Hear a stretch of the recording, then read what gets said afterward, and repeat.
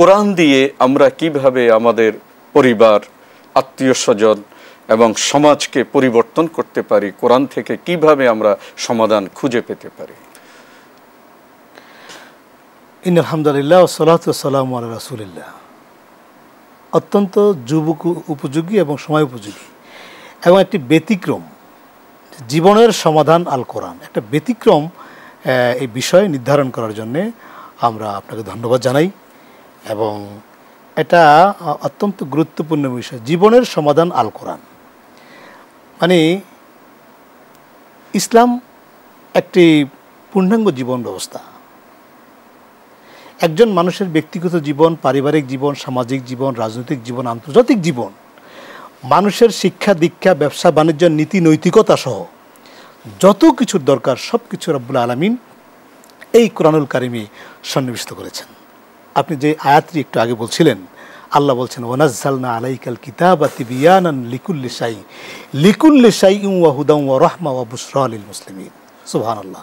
আল্লাহ বলছেন যে ওয়ানাজ্জালনা আলাইকাল কিতাবা, আমি আপনার প্রতি একটা কিতাব অবতীর্ণ করেছি। অবতীর্ণ করে তিবিয়ানান লিকুল্লি শাই, আপনার ব্যক্তিগত, পারিবারিক, সামাজিক, রাজনৈতিক যা কিছু দরকার আছে, দোলনা থেকে শুরু করে কবর পর্যন্ত সব কিছু আমি রব্বুল আলামিন এই কিতাবের মধ্যে, এভরিথিং ইজ রিটেন হিয়ার, সব কিছু আমি আল্লাহ লিখে দিয়েছি। সুবহানাল্লাহ। আমি আপনার কাছে এই প্রসঙ্গে একটা বিষয় জানতে চাই। আমাদের দেশে তো এটাকে বলা হয় 90% মুসলমানের দেশ। তা আমরা সকল মুসলমান তো কোরআনকে বিশ্বাস করি, কোরআনকে মানি, কিন্তু যখন আমরা কোরআন দিয়ে সমাজ পরিচালনা করার কথা বলি তখন এই মুসলমানদের মধ্যেই অনেকে কিন্তু বিরোধিতা করে। এর কারণ কি? আসলে এর কারণটা হচ্ছে, প্রকৃত যে কারণটা, সেই কারণটা হচ্ছে আসলে শুধু আমরা কোরআনকে পড়ি কিন্তু কোরআন বুঝি না, কোরআনের মিনিং বুঝি না, এবং কোরআন কি চাচ্ছে, কোরআন কি বলছে সেই অনুযায়ী কিন্তু আমরা কোরআন পড়ি তো না। আসলে আমরা, আমাদের এই দেশে কত পার্সেন্ট মানুষ কোরআন সহি করে পড়তে পারে? লিটল, খুবই কম। আর অর্থসহ পড়ে কতজন লোকে, সেই অনুযায়ী আমল করেই বা কতজন লোক? কিছু মানুষ আছে মুসলমান ঠিকই, কিন্তু তারা কায়েমি স্বার্থবাদী, অন্যায়ভাবে সম্পদ আহরণ করতে চায়। তো কোরআন দিয়ে যদি তারা জীবন পরিচালনা করে তাহলে তো সেই অন্যায় আবদার চলবে না। এজন্য তারা কোরআন বুঝে যেটা আল্লাহর কিতাব, কিন্তু তারা মানে না। আর কোরআন না মানলে পরে, কোরআনের আইন না মানলে পরে তারা তো মুসলমান থাকার কথা না। তা আল্লাহর কাছে আমরা দোয়া করতে পারি আল্লাহ যাতে তাদেরকে হেদায়েত করে এবং কোরআন দিয়ে যাতে আমরা আমাদের সমাজকে পরিচালনা করতে পারি। জি, আপনি আপনার বাকি কথাগুলো শেষ করুন। জীবনের সমাধান আল কোরআন।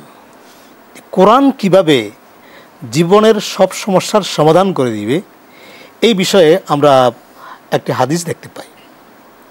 হযরত আলী রাদিয়াল্লাহু তাআলা আনহু তিনি বলেন যে আমরা একদিন রাসূল সাল্লাল্লাহু আলাইহি সাল্লামের সাথে বসা ছিলাম।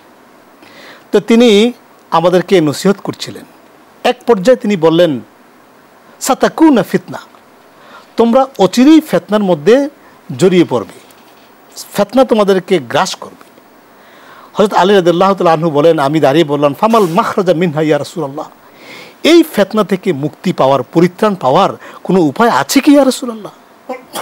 ক্বালা রাসূলুল্লাহ সাল্লাল্লাহু আলাইহি ওয়াসাল্লাম, রাসূল সাল্লাল্লাহু আলাইহি ওয়াসাল্লাম বললেন, ফিহি কিতাবুল্লাহ, সেটা হচ্ছে আল্লাহর কিতাব।